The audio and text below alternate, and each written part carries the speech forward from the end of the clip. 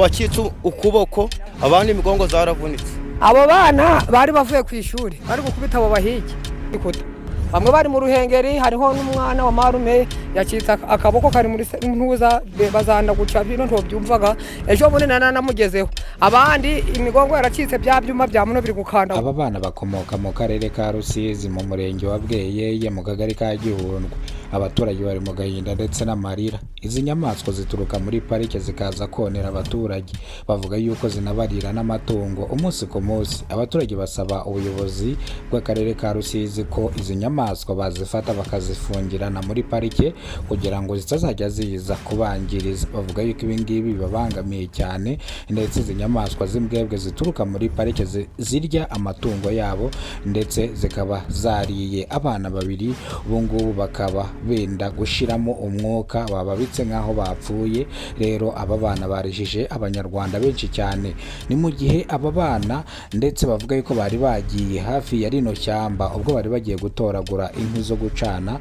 Rero izi nyamaswa ziza kubarya. Zari inyamaswa 5. Izi nyamaswa ziri mu bwoko bw'imbwebwe. Turi ko ibingibi byarijije abanyarwanda benshi cyane. Abaturage bafite agahinda n'amarira kubera abana babiri bapfushije, umwana umwe w'imyaka 9 n'undi mwana w'imyaka 6. Aba bana bariwe n'imbwebwe zaturutse muri Nyungwe ubwo bari bagiye gutashya inkwi impande ya pariki ya Nyungwe. Izi mbwebwe ziza kubataka zirabarya. Aba bana baza gutabarwa hakiri kare, bahita bajyanwa kwa muganga. Kugeza izi saha bari mu bitaro, bari kwitabwaho n'abaganga kugira ngo bataza kuhaburira ubuzima.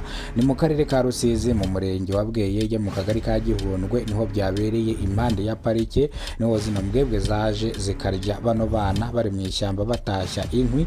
Ibi byarijije abanyarwanda benshi cyane, abandi batangira kwifata ku munwa. Abaturage basabye ubuyobozi bw'akarere ka Rusizi ko bwakumira zino mbwebwe zikajya ziguma mu ishyamba aho kugira ngo zisohoke zibarira abana. Abaturage bavuga yuko ndetse zino mbwebwe zisohoka zikaza zikabarira n'amatungo ndetse zikabonera. Hari umuturage watanze ubuhamya avuga yuko izi mbwebwe zirutse kumurira inka ndetse zirya ukuguru kumwe n'ukundi zirakurya. Iyi nka isigara yabira ku musozi, nta kindi bakoze. Icyo bakoze ni ukuyibaga. Bavuga yuko bahombye bikomeye cyane. Abaturage bari mu gahinda n'amarira, niyo mpamvu bari gusaba ubuyobozi bw'akarere ka Rusizi gukemura kino kibazo bikiri mu maguru mashya. Ubuyobozi bw'akarere ka Rusizi buvuga yuko abaturage batinze gutangira amakuru ku gihe. Bavuga yuko ibingibi batari babizi ariko bagiye kubikemura vuba na bwango, dore yuko bavuze yuko aba bana ko barembiye mu bitaro bari buze kwitabwaho n'abaganga kandi bari buze gukira. Baravuga yuko amafaranga yose ari buze gusabwa ubuyobozi buri buze kuyatanga bano bana bakavurwa, dore ko bano bana mama wabo avuga yuko nta n'ubushobozi afite bwo kuba yavuza bano bana. Avuga yuko nta n'ikintu na kimwe agira ndetse ari umukene. Ntago ari umukene nyamukene, ntago ari masikini ahubwo ni umukene ku rwego afite. Avuga yuko yari afite amatungo 2 magufinya, ndavuga ingurube, ndetse yanahingaga akeza, ariko kuvuza bano bana amafaranga bisaba ni menshi cyane, ntago yakwigera ayabona. Dore ko anatekereza yuko izi mbwebwe zishobora kuba zasizemo bano bana biwe ubumara, bakaba bashaka kwitaba Imana.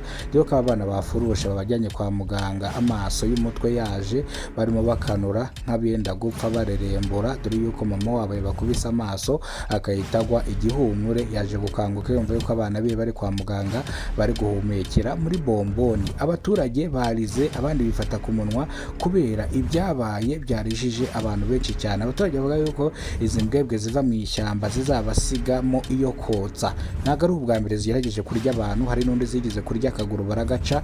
Rero iki kibazo baza kukigeza ku buyobozi bw'akagari. Ubuyobozi bw'akagari bavuga yuko iki kibazo bagiye kukigeza ku karere ndetse kikazakemuka, izi mbwebwe bakazifunga ntizizongere gusohoka. Abaturage bavuga yuko umuyobozi w'akagari atigize kino kibazo agitanga, ndetse uyu mugabo yaje kuvuzwa arakira, ariko aza kwivuza mu mafaranga ye ntago byaje kumenyekana. Dore ko ngo n'umugabo yakoraga n'akazi k'ubuhigi, niyo mpamvu atigeze ajya kurikarama zino mbwebwe, kubera ko abarutopeni babandi bashinzwe kugenzura cyangwa bacunga inyamaswa bamushinzaga yuko atega inyamaswa akazica akazirya ndetse akanazigurisha. Niyo mpamvu uyu mugabo atigeze ajya kurega, rero aravumiriya. Abaturage bavuga yuko rero iki kibazo kibabangamiye bagire bwa kuvuga ngo bagikemure kive mu nzira. Ubuyobozi bw'akarere bwabahumurije bubabwira yuko ibindi bagiye kubikurikirana, zino mbwebwe zigiye gusubizwa mu ishyamba, nimba hari n'izari ziri hanze bashyiraho n'abazajya bazicunga kugira ngo zidasohoka hanze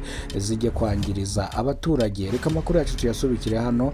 Iyi radio mwarimo mwumva yitwa Kidasamura TV Rwanda, nge mwumvaga ndi umunyamakuru nitwaga Kidasamura, ubwo nk'urwo tubakora rugakonkoma, nari imerereye mu karere ka Rusizi mu murenge wa Bweyeye mu kagari ka Gihundwe.